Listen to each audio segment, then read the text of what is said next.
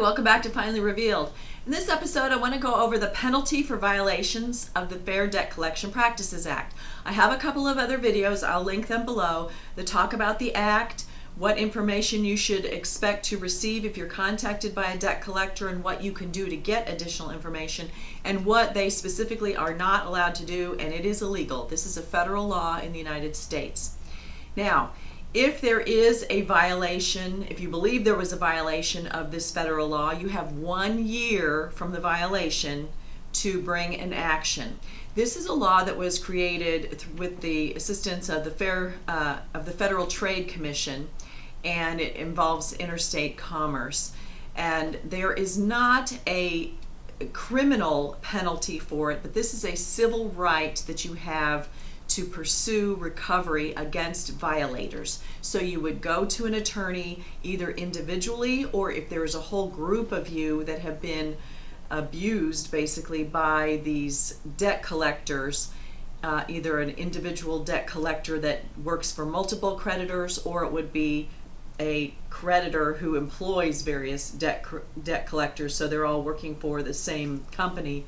Then you can bring a class, possibly, you could ask to bring a class action where you would all be joined together. If you do this as an individual, you against the debt collector, then your damages are whatever your actual damages are, which is whatever financial loss you incurred as a result of the actions that they took, plus up to $1,000 for each violation, plus your attorney's fees and cost. Now, if you are part of a class action group, again, there are the actual damages, and then there can be the up to $1,000 for each person, but then they take it as a group as a whole, and that aggregate total amount is going to be the lesser of $500,000 or 1% of the net worth of that collection agency. So that would be the amount that the group would then be able to divide, and then again plus attorney's fees and costs. Now, if you bring an action against them against a debt collector for violation of the Fair Debt Collection Practices Act, and it is found that you brought that in bad faith, then you can be ordered to pay their attorney's fees and costs.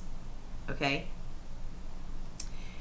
Now, when the court is looking at whether or not there was a violation, on another video I set out what the violations are. So if they did something that falls into one of those categories, then you can bring a case.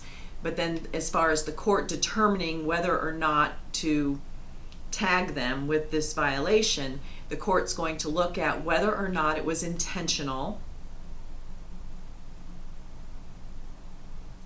And intentional is shown by how often the behavior was taken, how often it was performed, and also the persistence with which the credit collection agency acted. They're next going to look at the type of violation. So from the list I give you on the other video, some of them are worse than others.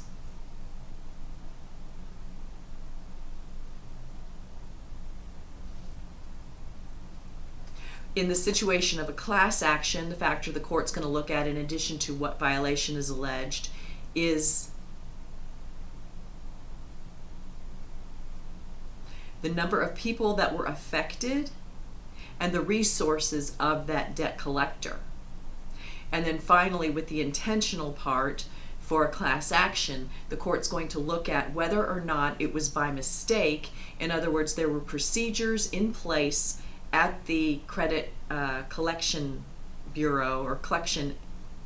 There were procedures in place with the debt collector that malfunctioned or otherwise screwed up, such that it was a mechanical or other type of failure, and it was an honest and it was a true mistake, that they did have procedures in place to prevent against these violations, and something messed up, and so there was a violation. So I hope this was helpful to you. If it was, give me a thumbs up. Share this with anyone who may need it. Leave any comments below. I love your comments. Thanks so much for everyone who has subscribed. If you haven't subscribed again, If you haven't subscribed yet, click the red button and come back and see me again next time. Thanks for watching.